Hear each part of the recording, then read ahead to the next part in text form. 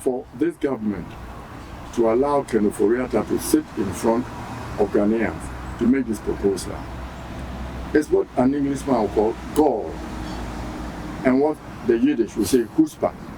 You know what chutzpah is? Somebody who kills his father and mother, and then he's being sentenced to death and pleads for leniency on grounds of being an orphan. Now who calls them?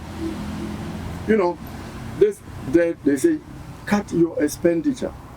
If Ken was genuine, when the Attorney General came with this legal opinion, which in the Commonwealth has the force of a High Court order, he would have taken this document and gone to the IMF. If indeed it's the IMF telling him to do that, I can't do it, it's unlawful, it's unconstitutional.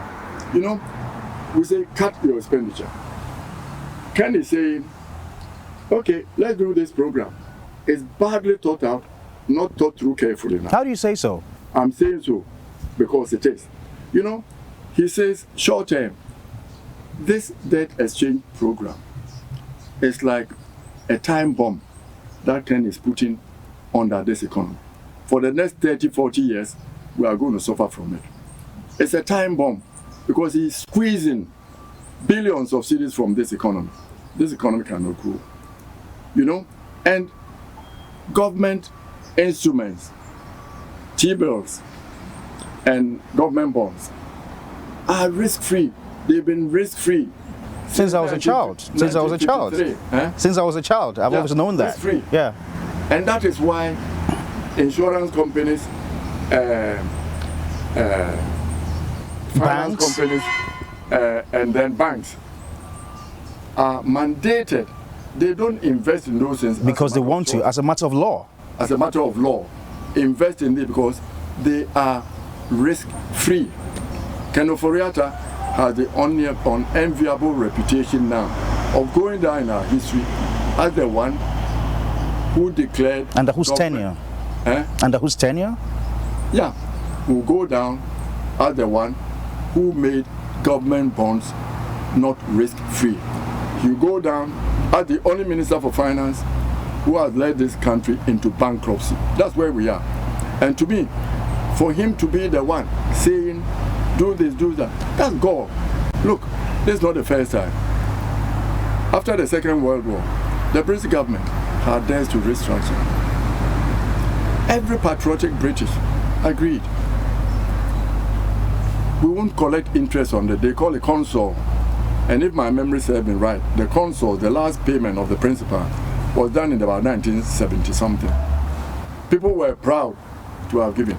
I would have been proud as a Ghanaian to contribute, but I will not contribute 1 peso. Why? To Ken Ofori-Atta. Ken Ofori-Atta leading this, he led that into the gutter. He says, let me read the concluding part of the revised statement, that on behalf of the government and the people of Ghana, I ask for your full support for this invitation to exchange and for your partnership as we carry forward our economic reform program. This is a man sincerely coming to you and saying, help us to restructure the economy. I've said, I apologize. This is the result of economic mismanagement. I apologize to Ghanaian people. Look, they are pensioners who have put their resources into government bonds. You are asking them, I'm not going to pay. Look at the exchange program and think about it carefully when you are talking to your colleagues. Ken is saying, I'm not going to pay any interest on this for this year. Why I'm Minister for Finance? Why my president is still president? But afterwards, then we are going to take a look at it. The IMF, 3 billion that they are going to give us, I want them to front load it so that I'll chop it before I go. Is that genuine? Are you serious that this is genuine? If the president wants Ken Ofori-Atta to continue there, this government will go down with Ken Ofori-Atta. What do you mean? I mean that we are in economic crisis. It's not easy. You saw it in Sri Lanka. Hungry people are angry people.